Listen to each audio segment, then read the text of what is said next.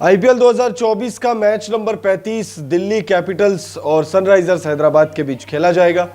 ये मुकाबला दिल्ली कैपिटल्स अपने घर में खेलेगी और मैं ये लाइन इसलिए कह रहा हूँ और ज़्यादा जोर दे के इसलिए कह रहा हूँ अपने घर में खेलेगी क्योंकि ये पहला मुकाबला है इस सीजन का दिल्ली का जो अपने घर में यानी फिरोज शाह कोटला स्टेडियम में खेलेगी दिल्ली।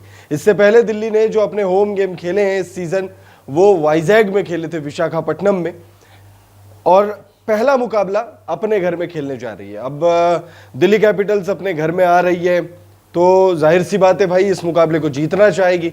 सनराइजर्स हैदराबाद सामने है, सनराइजर्स हैदराबाद इतनी आसानी से जीतने भी नहीं देगी।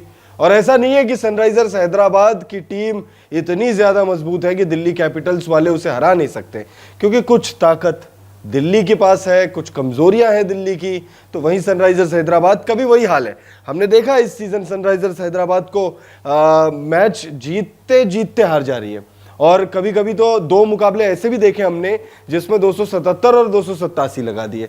और दिल्ली कैपिटल्स वो टीम है जो शुरुआत में बहुत खराब कर रही थी, और पिछले मुकाबले में गुजरात टाइटंस को, जो पिछला मुकाबला दिल्ली खेल कर आ रही है, उसमें नरेंद्र मोदी स्टेडियम में जो बैटिंग फ्रेंडली पिच मानी जाती है, जो शुभमन गिल जिस मैदान पर बहुत शानदार बल्लेबाजी करते, गुजरात की टीम जिस मैदान पर अच्छी बल्लेबाजी करती है, उस पिच पर 89 पर ऑल आउट कर दिया। तो इस वीडियो में दोनों ही टीमों की ताकत कमजोरी पर बात करेंगे, साथ ही साथ पिच रिपोर्ट भी देख लेंगे, हेड टू हेड आंकड़े भी आपको बता देंगे। तो स्वागत है, हमारे साथ प्रकाश सर भी जुड़ रहे हैं। प्रकाश सर, एक चीज बताइए अजय कि हम लोग पिच रिपोर्ट क्यों करते हैं, या फिर मतलब पिच रिपोर्ट मैच से पहले वो लोग जाके क्यों करते हैं जब 200-400 रन बनने हैं? हाँ? तो इस पिच रिपोर्ट का क्या मतलब है?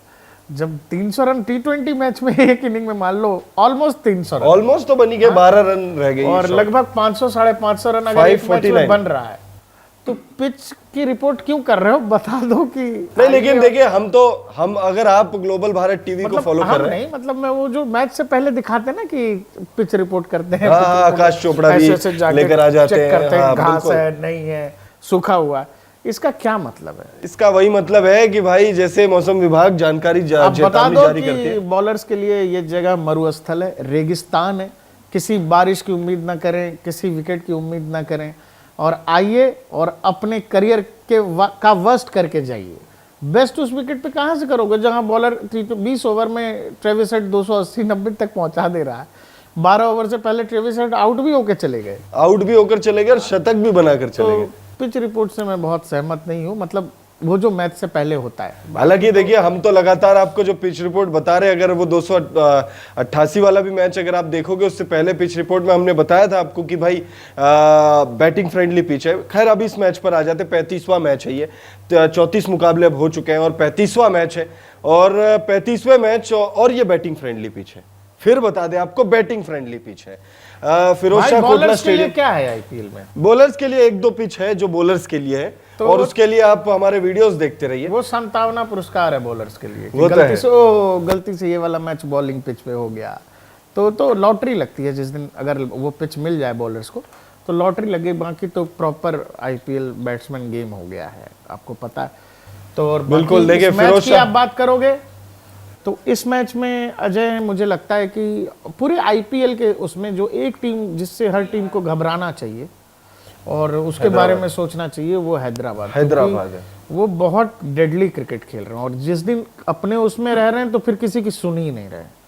मतलब ऐसा कि आर या पार है ना। और पैट कमिंस और वो ट्रेविस हेड की जोड़ी 6 मैच खेले हैं भाई, 6 मैच खेले हैं हैदराबाद वालों ने इस सीजन, 4 मुकाबले जीते हैं, और इन 6 मुकाबलों में 2 मुकाबले तो 277 और 287 का है, और उनके पास ना कोई विराट कोहली है, ना कोई रोहित शर्मा, ना कोई महेंद्र सिंह धोनी है।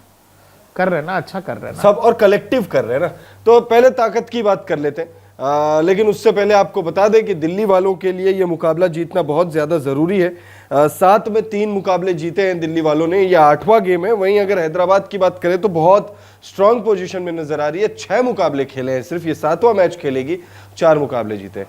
प्रकाश सर, सबसे पहले दिल्ली से ही शुरू करते हैं क्योंकि हैदराबाद में तो बहुत लंबा वक्त लग जाएगा, दिल्ली थोड़ा जल्दी करके निपटाते हैं। क्या ताकत आप देख रहे हैं दिल्ली की और क्या कमजोरी आप देख रहे हैं? आईपीएल के क्रिकेटिंग इतिहास में जब भी आप दिल्ली डेयरडेविल्स की बात करते हैं, दिल्ली की बात करते हैं, दिल्ली कैपिटल्स की, तो आपको याद आता है कि जब बहुत ज्यादा जरूरी होता है दिल्ली का मैच जीतना, वो दिल्ली हार जाती। और जिस मैच में उम्मीद नहीं होती है वो हाँ। मैच में 89 पे ऑल और आउट। जब आपको लगेगा कि अरे ये वाला मैच तो अब अपने को जीतना ही चाहिए, जीतना, तो अब तो दिल्ली के फैंस भी ऐसे हो गए कि ठीक है भाई, जब जीत जाओगे देख लेंगे, सेलिब्रेट कर लेंगे, मना लेंगे। दिल्ली और आरसीबी के जो फैंस हैं उन सब की हालत एक जैसी है। मुझे दिल्ली और आरसीबी के फैंस में बहुत फर्क नहीं लगता है अजय, कि उनका ये है कि जिस दिन कुछ हो जाएगा उस दिन हम देख लेंगे, नहीं होगा तो भी कोई बात नहीं, क्रिकेट तो चल ही रहा है। दिल्ली के लिहाज से मुझे इस टीम की जो सबसे अच्छी बात ये लग रही है, कप्तान अब खेल रहे हैं लगातार। मेरे ख्याल से 2 अर्धशतक उनके 2 अर्धशतक है और भारतीय विकेट कीपर्स के लिस्ट में वो नंबर 1 पर है। ऑलमोस्ट 200 से ऊपर रन वो बना चुके हैं। 11 डिसमिसल वो ले चुके हैं विकेटों के पीछे। तो बहुत सारे सवाल थे कि भाई कितने फिट है T20 वर्ल्ड कप, क्योंकि खेलना है उन्हें और उन्हें खेलना है। अब टीम उन्हें खिलाती नहीं खिलाती वो बात की बात है, जहां तक मुझे लग रहा है खिला लेगी, लेकिन बहुत सारे सवाल थे। तो वो सवालों को तो वो सब सवाल वो टिक कर चुके हैं। दिल्ली की एक ताकत जो मुझे अब नजर आ रही है, जेक फ्रेजर मैगर 22 साल के हैं, ऑस्ट्रेलिया से आते हैं और 2 ही मुकाबले इन्होंने खेले और ये 2 मुकाबले इनको इसलिए खेलने को मिले क्योंकि डेविड वार्नर नहीं खेल रहे। डेविड वार्नर की जगह उनको मौका मिला। अपने पहले मुकाबले में इंप्रेस किया। पिछले मुकाबले में जब 90 रन चेस करना था तब उन्होंने 2 चौके 2 सिक्स लगा दिए। मतलब 6 हिटिंग मशीन जो है दिल्ली के लिए वो बनते जा रहे हैं। मजबूती पे ये जिन भाई साहब का आप नाम ले रहे हो, मैं ये कह रहा हूँ क्या दिल्ली के पास इस बात का कोई ऑप्शन है कि ट्रेविस हेड का क्या करेंगे? ट्रेविस हेड को दिल्ली का कौन गेंदबाज रोकेगा? वो बताओ मुझे कि ये गेंदबाज रोक सकता है ट्रेविस हेड को, क्योंकि ट्रेविस हेड जिस उस माइंड फ्रेम में है और जिस स्पोर्टिंग स्किल का प्रदर्शन वो लगातार कर रहे हैं, उसमें लग नहीं रहा कि उनको किसी बॉलर से फर्क पड़ रहा है। और बहुत सोचेंगे कि अच्छा ये गेंदबाज है तो इसको सोच समझ के खलील अहमद इस सीजन अच्छा कर रहे हैं। अब मुझे पता है नाम सुन के आप पता नहीं खलील अहमद ठीक है, अच्छे इस सीजन अच्छा कर रहे हैं, लेकिन ट्रेविस हेड किसी के पकड़ में नहीं आ रहे हैं। आ जाएंगे, मुझे लग रहा है खलील अहमद के पकड़ में आ जाएंगे। और ट्रेविस हेड पकड़ लोगे तो पैट कमिंस की कप्तानी कैसे पकड़ोगे? पैट कमिंस जिस अच्छी कप्तानी कर रहे हैं, जब जरूरत होती है उनको लगता है कि विकेट नहीं मिल रहा है या कोई बैट्समैन सेट हो रहा है, वो खुद को ऊपर लेके आते हैं। ट्रेविस हेड के साथ हार्दिक वाली कहानी नहीं है, माफ करिएगा, कमिंस के साथ, कि खुद को प्रमोट कर रहे हैं, खुद को ला रहे हैं। जब भी लाते हैं कमिंस खुद को तो विकेट निकाल कर देते हैं। डेथ ओवर में बहुत अच्छी गेंदबाजी कर रहे हैं। डेथ ओवर में कमिंस को कोई मार ही नहीं पड़ रहा। मैंने नहीं देखा कि जब भी वो आए हैं 18वां 19वां ओवर लेकर के तो टीम को अच्छे नतीजे ही मिले हैं। तो कमिंस भी काफी महत्वपूर्ण फैक्टर है। अगर दिल्ली कमिंस के ओवर्स में रन कर पाती है या लास्ट के जो ओवर वो फेंकेंगे 2 ओवर, उसमें अगर अच्छा फिनिश कर पाते हैं दिल्ली के बल्लेबाज, अगर पहले बैटिंग करें तो वो अच्छी बात होगी दिल्ली। देखिए दिल्ली के ताकत पर तो हमने थोड़ी सी चर्चा करी, अब कमजोरी भी देख लेते हैं, क्योंकि भाई ताकत है तो कमजोरी भी है। मुझे लग रहा है कमजोरी मिडिल ऑर्डर में है और ओपनिंग में स्थिरता नहीं है। डेविड वार्नर 2 मुकाबले खेले नहीं है, इस मुकाबले में शायद खेल सकते हैं। अगर खेलते हैं तो रन तो बने नहीं है उनसे इस सीजन। पृथ्वी शॉ भी है जो अप्स एंड डाउन्स वाला रहा है उनका ये सीजन। 2 मुकाबले उन्होंने अच्छी बल्लेबाजी की, उसके बाद जो बाकी मुकाबले हैं उनमें डबल डिजिट भी वो नहीं पहुंच में।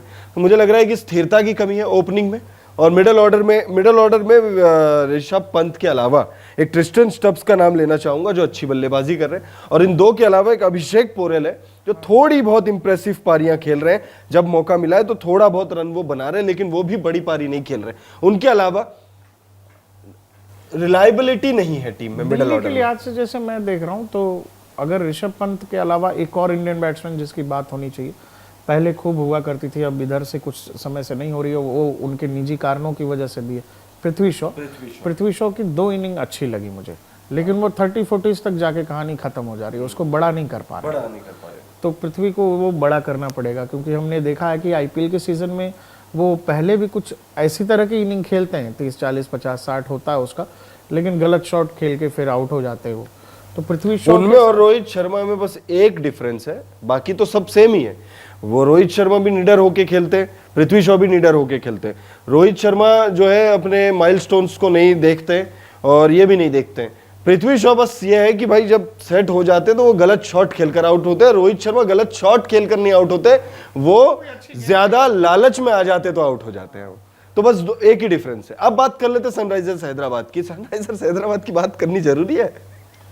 आप लोग बताइए भाई, कमेंट करके बताइए, सनराइजर्स हैदराबाद पर बात करनी जरूरी है? एमआई को इतना मारा, एमआई को मारा, फिर आरसीबी को भी मारा। आरसीबी को भी मारा, आरसीबी 287 आरसीबी के खिलाफ ही था। विराट और डुप्लेसिस बहुत कोशिश कर रहे थे उस मैच में, आए भी, अच्छी शुरुआत भी मिली विराट को, मेरे ख्याल से 20-22 गेंदों में 41-42 रन की इनिंग। हाँ, विराट ने 42 रन बनाए, बहुत इनफ नहीं था। बाद में डीके ने भी अच्छी इनिंग खेली, 83 रन, लेकिन वो स्कोर इतना ऊपर था। 20 ओवर के गेम में आप जब 280-283 रन लटका देते हो तो सामने वाली टीम फिर कितना भी, आपके बॉलर्स के पास भी इतना बड़ा पैकेज है कि ठीक है भाई जितने रन मारने मार लो, होना सिर्फ 25 रन सही रह गए। बताओ ना कि मुझे लग रहा है हैदराबाद की ताकत तो सब जा रहा हूँ कि फिर पिच रिपोर्ट लोग क्यों करते हैं, क्या बता दो ना कि क्यों कर रहे हो, बता दो कि भाई बॉलर्स आपके लिए कुछ नहीं है, आज आपकी लगने वाली है, बॉलर तैयार होके ही जाए, वो क्यों फेंके बेचारा, इतने ओवर भाग भाग के फेंक रहा है, एफर्ट लगता है ना, 140, 145, 130 जिनकी जो स्पीड है स्पिनर्स,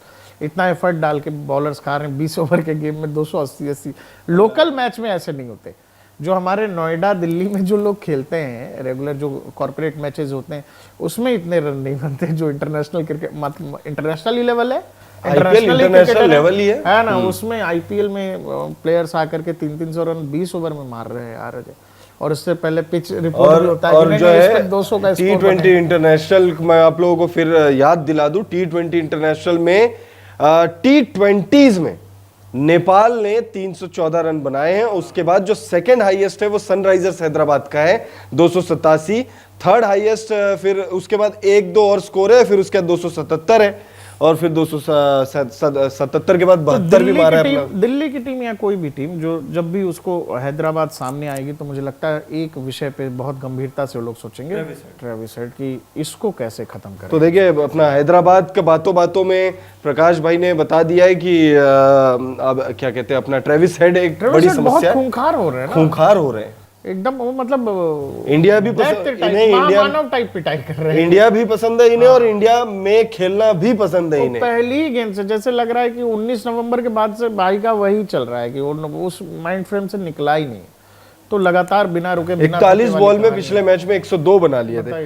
देखिए ताकत तो बहुत है इस टीम की, अभिषेक शर्मा हिटिंग अच्छी कर रहे हैं, छक्के बहुत शानदार लगा रहे हैं, और 30 के आसपास 30 प्लस का स्कोर कंसिस्टेंटली कर रहे हैं। ये ओपनिंग अच्छी मिल जा रही है, ट्रेविस हेड को एक प्लेटफॉर्म मिल जा रहा है, फिर ट्रेविस हेड है ताकत में, हेनरिक क्लासन का आप नाम ले लीजिए, मार्करम भी भाई अच्छी बल्लेबाजी कर रहे हैं, अब्दुल समद भी अच्छा कर रहे हैं। आप हेनरिक क्लासन देखो ना, हेनरिक क्लासन कैसे भूत बना दे रहा है वो तो ऊपर ले जाता है बॉल, और जैसे गांव में लकड़ी चीरते हैं लोग कुल्हाड़ी से, वो वैसे बैट चला रहा है जैसे कुल्हाड़ी चला रहा हो। वो उसका तो मिशन है कि गेंद को 2 आधा कर दे, इतनी ताकत से बैट चला रहा है। देखिए ताकत है सनराइजर्स हैदराबाद में, बल्लेबाजी में ताकत है, लेकिन मुझे लग रहा है लोग शायद ये ज्यादा डिस्कस ना कर रहे हो, गेंदबाजी मुझे लग रहा है थोड़ी सी कमजोर है टीम की, क्योंकि आप 277 जब स्कोर देखोगे, 277 जब आप देखोगे तो वो मुकाबला भी 35-35 के आसपास कम रनों से जीते, और ये 25 रन से, तो मतलब बॉलर्स की पिटाई हो रही है भाई। तो हैदराबाद में कमजोरी मुझे लग रहा है बॉलिंग में। पैट कमिंस को अगर आप हटा दो, भुवनेश्वर बड़ा नाम है लेकिन भुवनेश्वर भी कुछ वैसा कुछ कर नहीं रहे, है ना।